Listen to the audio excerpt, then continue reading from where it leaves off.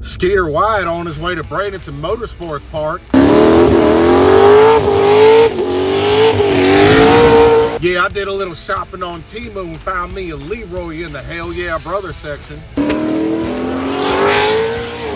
Yeah, this thing got a cage in it, make it stiffer than Skeeter Wyatt at the Playboy Mansion after a handful of blue chews.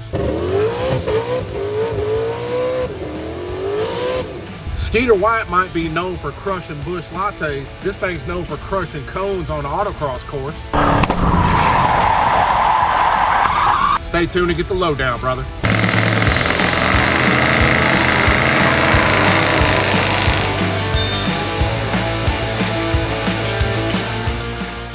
Skeeter Wyatt here at Bradenton Motorsports Park. We got a pretty badass hot rod behind us. What's going on, brother? Not too much, man. Out here trying to make some good times tonight. F&A right, brother. So first off, give us your name. Tell us a little bit about this ride we got behind us right here. My name is Brockel. The ride behind you is the Wish version of Leroy. I'll just get that right out of the way for everybody now. So it's an 87 C4 Corvette. Was originally built, I was doing autocross with it for a few years. Lost our autocross spot and decided I'm going back to what I had always done before, was drag racing. It was drag racing. So give us a little detail on the engine transmission combination and kind of what drove you to build something like this. Well, man, I had a couple buddies that were kind of going fast, and the stuff I had was decently quick for street cars, but was nowhere near as fun. And something I always wanted, a single-digit time slip. I'd run mid-low 10-second cars for years and years, never could get a 9. So, perfect opportunity on this one here. Took the standard small block out, put it, of course, an LS, because everybody does. Just a 5.3 out of a Tahoe. It's got good pistons in it, Gen 4 rods. It's got a custom John Bruley cam. Really good valve train set up in it, but the heads are untouched, other than they've been decked 10,000s, so no porting or anything. Big injectors, huge fuel pump, run on E85. Holly intake, Terminator X. Very basic. It's a Turbo 400. I changed it out. The car did go 9.5s with the stock Dana 36 independent rear suspension, which was, see tombstones. Something happens to that, you're dying. So that came out, and that's when I decided to try and get a little bit serious with it. It went mid-9s so easily, I thought, we're going to go 8s.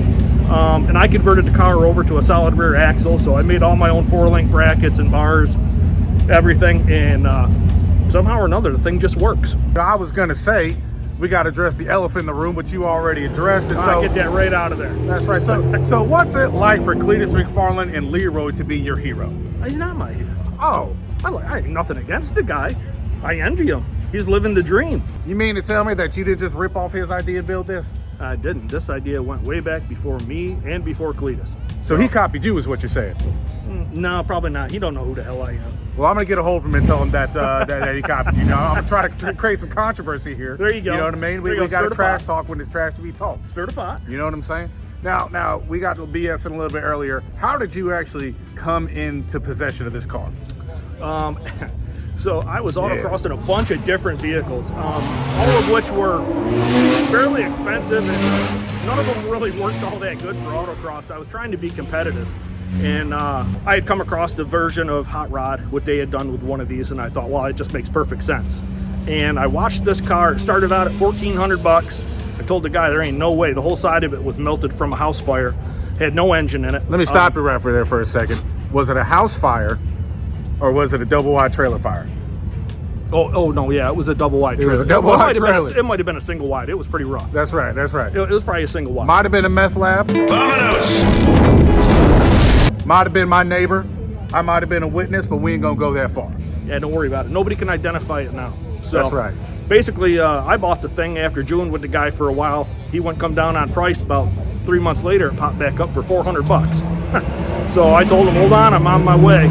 Picked it up, went home, got out a Sawzall, a big hammer and chisel, and knocked all the Guido off it, and left me just the good pieces. F&A right, brother. Now, the nickname for this thing is the Doom Buggy. Yeah, so it's changed, and it's kind of hard for this one to catch on for me. When the car was doing autocross, it had a wing on the back, and it was named Cone Crusher.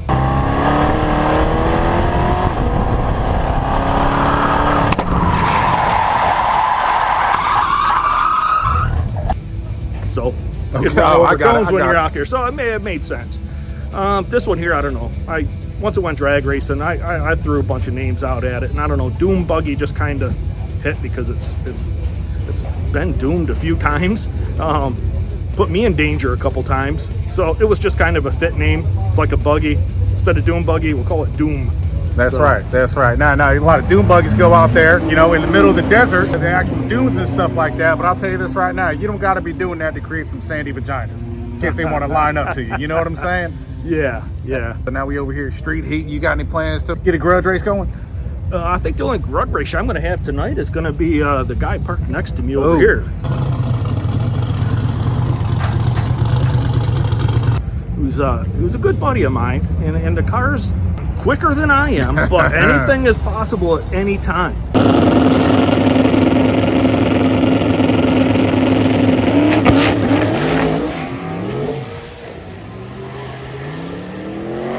So he busted my ass in his dad's car last time out when mine was running bad, so I'm kind of looking forward to maybe take advantage of it and return the favor to him. That's right. And if you don't know who that is, he has an LS Swap Mustang who gained me a lot of notoriety because he pretty much only builds LS Swap Mustangs. And people were mad at him. And we're definitely going to talk to him later on today. Brother, anything else you want to say about the car, brother? No, man, it's a very basic, bare bones, just relatively inexpensive. Oh, it is for sale.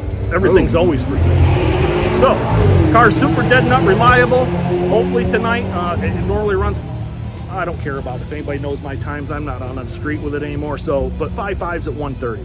So if the car runs good tonight, it should go 860s, 850s, and the car's for sale for $26K. Show me another car that you can drive on the street, register it, and come here and run mid-8s all day long with it, and for $26K. Well, brother, make me a deal. I got a case of Busch Latte and some Marlboro Reds. Would you take that? I quit the Marlboro Reds, and Busch Latte is not my thing. Well, look, I didn't understand you were so bougie, man. I wouldn't have even come over here if you were that bougie. I don't know if I would go bougie. Man, I almost brought some Genesee beer from back home that's made in Rochester, New York. And it tastes like the Genesee River, except the beer's got more piss in it. Well, we might have to smash a couple of those later like Stone Cold Steve Austin if you go out there and run some 850s today. Yeah, they'll smash your asshole. You have about 15 of them. Well, hell, I don't know if you want to say that in public, but I'm going to post it up anyway. Anyway, Kelly, appreciate it, brother. Skeeter, pleasure. Skeeter Wyatt finna go for a little ride in the Doom Buggy.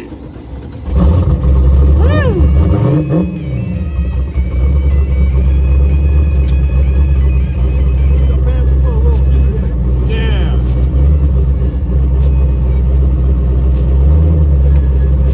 So we got a turbo 400. Yep. What kind of rear gears we got in it? 373. 373. So you drive this thing on the street? I used to. Once I got my other Corvette, I bought a 65. I took the antique plate off this and put it on there. So this hasn't been on the street about a year. I got you.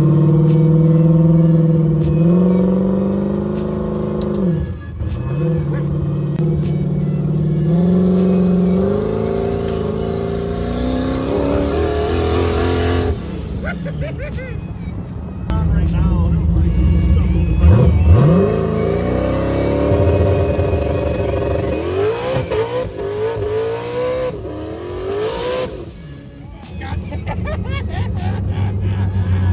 Let's go, brother. Goddamn.